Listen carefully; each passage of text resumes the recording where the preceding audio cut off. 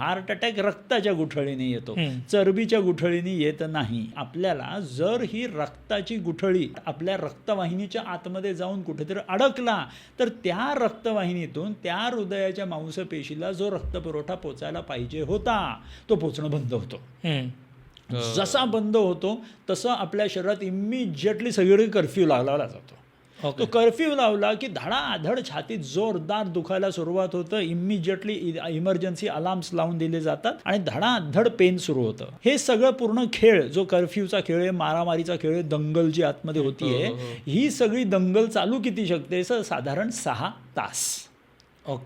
6 तासात आयदर माझ्या हृदयाची मांसपेशी जिंकेल आणि माणूस जगेल, किंवा ती रक्ताची गुठळी जिंकेल आणि माणूस संपेल.